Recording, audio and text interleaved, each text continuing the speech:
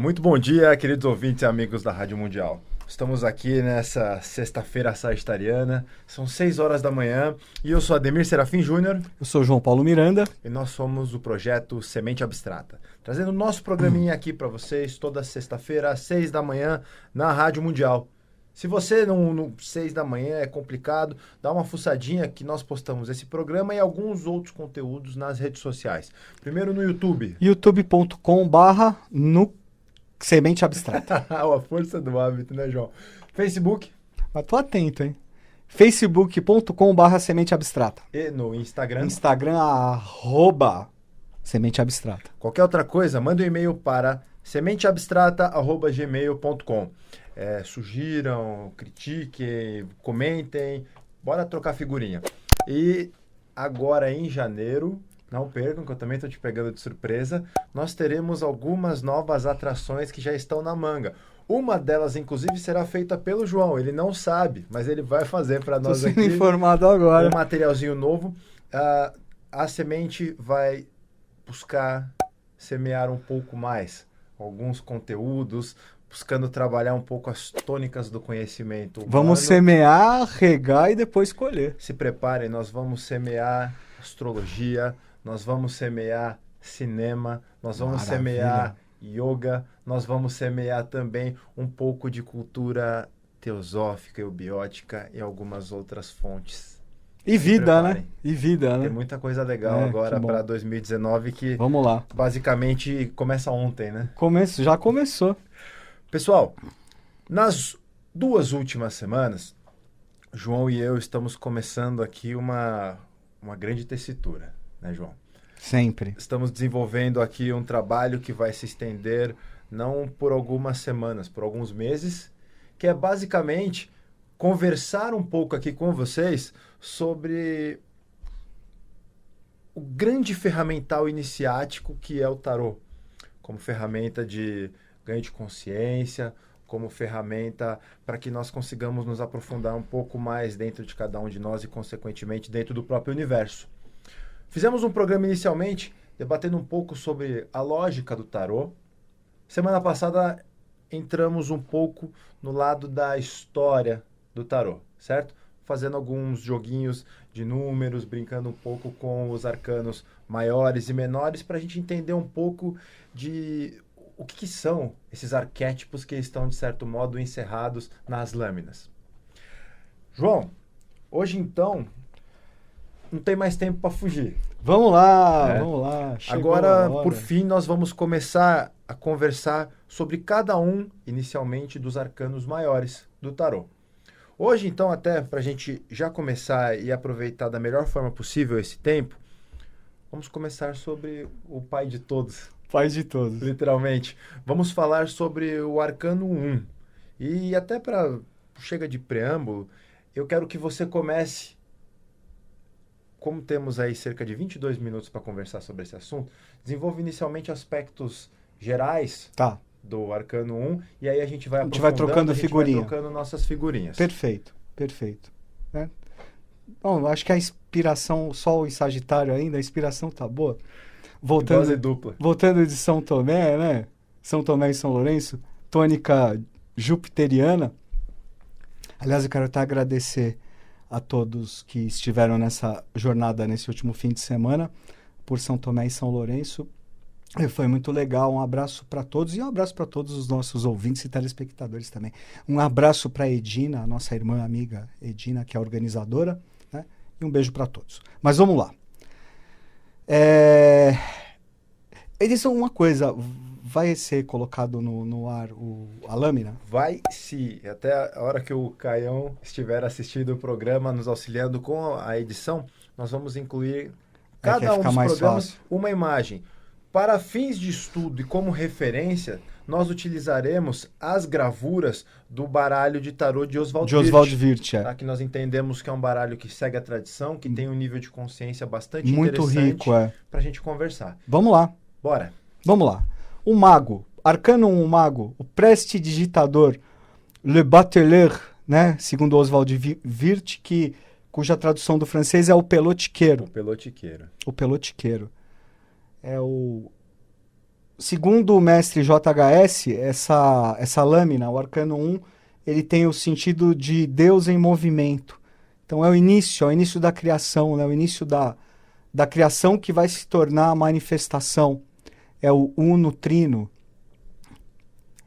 é o germe no ovo, né? É o princípio da unidade, é unitário. Por isso que representa Deus, representa a causa das causas, o círculo cujo centro está em toda parte e a circunferência em parte nenhuma. Oceano sem praias. O oceano sem praias, né? Gadu. O Gadu é a origem, a unidade que vai se polarizar, né, no 2 para poder se manifestar de forma trina na Trindade. Na Trindade. Ele é representado, esse arcano, por um homem que na verdade não é bem, é um andrógeno. É uma figura de um jovem, né? Que é um andrógeno pelo seguinte: a associação que também nós podemos fazer do arcano 1 é com Adam Kadmon, que é o protótipo do homem cósmico. Só que esse homem cósmico, na verdade, é um andrógeno, é o pai e mãe cósmico. Tá? Então, o arcano 1, assim como o princípio da manifestação, a substância, ele é da tônica masculina, mas apenas como ideação, porque essencialmente é andrógeno. Sim. Né? E depois no arcano 2, que nós vamos ver nos próximos programas, a semana que vem provavelmente, já é o princípio feminino, já é a polaridade pelo feminino. Né? Já é a polaridade pelo feminino. E é engraçado, até para a gente já fazer alguma rápida abstração nisso, a gente segue uma lógica, né, João, de que o arcano 1 faria uma referência a um princípio masculino, enquanto o arcano 2 é um princípio feminino. Só que nós pensarmos que o arcano 1 está relacionado com Forrat, a força cósmica, e que o arcano 2 com Kundalini, a força realizadora, já dá para ver um pouquinho que masculino e feminino estão simultaneamente nesses trabalhos. É andrógeno. É uma lógica andrógena que, para fins didáticos, de reflexão e principalmente de abstração, o entendimento do arcano 1 como aspecto masculino e do 2 como feminino são úteis. Mas é importante nós observarmos essa noção de androgenia nos dois. Sem dúvida, sem dúvida. E você pode até fazer a associação, né? Como eu falei, do arcano 1, o mago, com Adam Kadmon, o Adam Kadmon cabalístico, que é o pai e mãe cósmico, o andrógeno, e o arcano 2, que é a papisa, como Adam Hev, né? Que daí originou a questão de Adão e Eva, né? Mas o Adam Hev pela polaridade. Mas a polaridade, você vê, é o masculino e o feminino. O feminino simultaneamente. Simultaneamente. Mas, de qualquer forma, o arcano 2, como ele representa a Lua, né? Ele é regido pela Lua, ele já representa um princípio feminino mesmo, né? É um princípio feminino. Sim. Então, pelo ocultismo, né? Pela ciência das idades, nós podemos afirmar que quem nasceu primeiro foi a mulher, e não o homem, né? Que a Bíblia, enfim, fala... É uma questão de interpretação, é lógico, né? Mas, segundo a tradição bíblica, fala, não, primeiro nasceu o homem, o Adão, e Adão precisava de alguém para ajudá-lo, e da costela dele nasceu Eva, né? Mas então, pela tradição oculta, pela tradição das idades, não, é o andrógeno que gera o feminino. E, na verdade, o masculino vai surgir só no arcano 4, que vai ser papo para um outro dia, tá bom? Olha só, antes até de você desenvolver um pouco do simbolismo contido na carta, tem algumas coisinhas que eu gostaria de incluir. Por favor. Você sabe duas coisas que eu acho que ajudam muito a fazer um mergulho no arcano 1? Primeira coisa, um livro, um dos tomos da Doutrina Secreta de Helena Petrovna Blavatsky, chamado Cosmogênese. Porque o conceito de cosmogênese está aqui nesse arcano. Tá tudo aí. A infinita sucessão de possibilidades. E o João daqui a pouco vai até explicar os elementos que constroem essas possibilidades.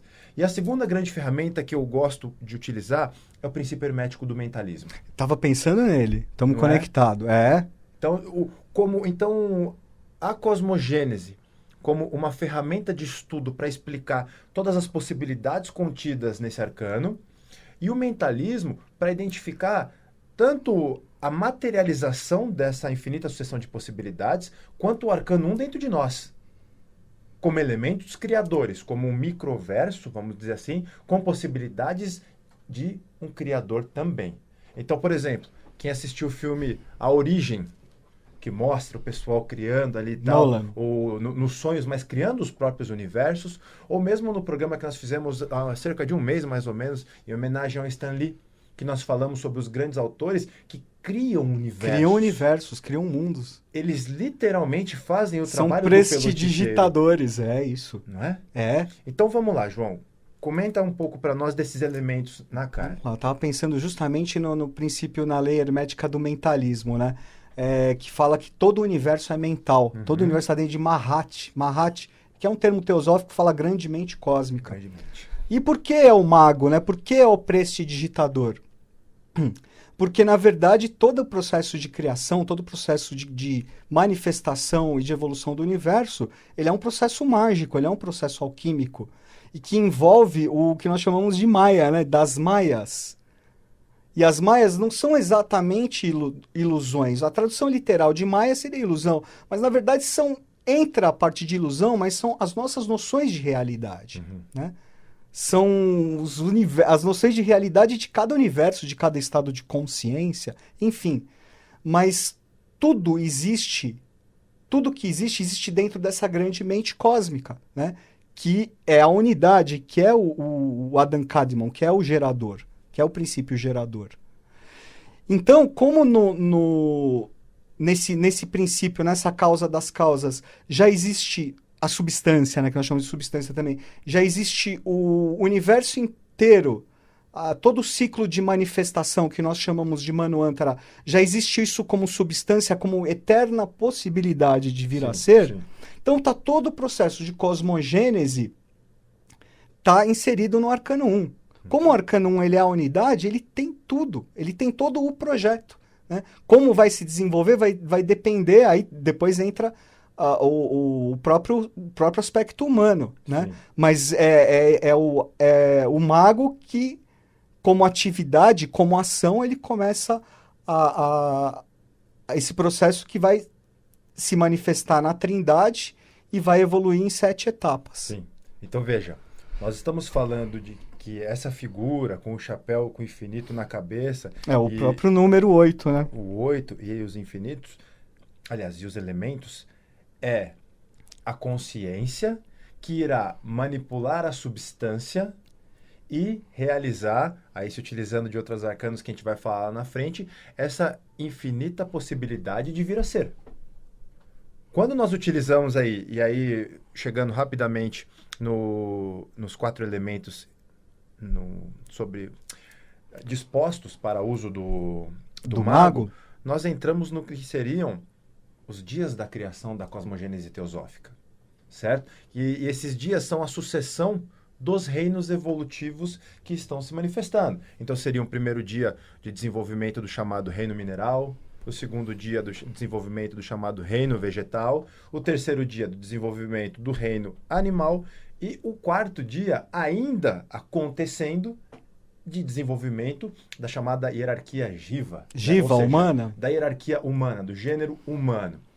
No final das contas, a representação desses 4 reinos encontra-se nos 4 elementos. Então, na espada, na bagueta, na moeda e na taça. Perfeito. Aí que nós encontramos já esse simbolismo. E o que é legal observar isso? Que nós falamos também que nessa chamada cosmogênese, cada novo reino contempla dentro de si todos os anteriores. E esses elementos também podem ser interpretados com os 4 elementos da natureza. Sim. Terra, fogo, ar e água. Eu, se eu não me engano, até no material que eu li alguma vez, de Franz Bardon, sabe que eu gosto bastante do material dele, você também, e eles usam a ideia, né, de que a soma desses 4 elementos aqui, na hierarquia humana, seria a mistura do fogo e da água, como aspectos masculino e feminino, feito carne por causa da terra, e vivificadas Pelo ar. Pelo ar. Bonito. Pelo ar. Bonito pra caramba, É. né? Então nós somos a quinta coisa. E nós né? somos o quinto elemento. Só a partir do momento que temos esses 4 bem trabalhados, bem harmonizados. Isso ainda depois a gente fala, o pessoal gosta muito de brincar, né, com as 3 possibilidades dos pés da mesa, que ainda tem um 4º pé que não aparece, mas o jogo, a manipulação alquímica, que essa consciência chamada de eterno, vai trabalhando ao longo de todo um ciclo de possibilidades, ou um Manvantara, como você trouxe, e vai resultando nesse trabalho. E você sabe o que eu gosto muito de refletir nessa história? Que no final das contas, o objetivo desse processo, desse Manvantara, é a própria evolução dessa consciência. Sem dúvida. Sem dúvida. É a própria evolução dele mesmo. Né? Ele vai levar, o mago aí vai pro arcano 21 e tal, lá que vai levar essas experiências para uma nova manifestação, um novo ciclo, enfim. Né? Nós vamos ver aí a conexão com o arcano 21, ou arcano sem o Shin, que é o louco, Sim. E que na verdade é o sábio. Né? Mas com relação, Ademir, aos 4 elementos, como você bem colocou, que representa cada um dos 4 dias da criação, nós estamos atualmente no 4º sistema evolutivo, né? Nós estamos no quaternário, a Terra é o 4º planeta a partir do Sol. Né? Nós temos 4 estados de consciência plenamente manifestados. Só um parênteses no que o João comentou, João, 4º planeta, porque sob a visão astrológica, a Lua é considerado como planeta nesse processo. Sim, certo? Sim, exatamente. A Terra atrelada à Lua. A né? Lua. A Terra atrelada à Lua. Né? Mas de qualquer forma, olha que bonito, existe um jogo, né, justamente essa questão da alquimia, né, da magia, está nos próprios instrumentos que existem em cima da mesa e nas mãos dele, nas mãos do mago, né? Então ele tem na sua mão esquerda a bagueta, certo? Certo.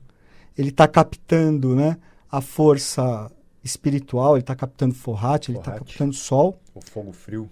Lembrando, né, que nós estamos falando da substância, da unidade, e na cosmogênese esse símbolo é um círculo com um pontinho no meio. Um pontinho.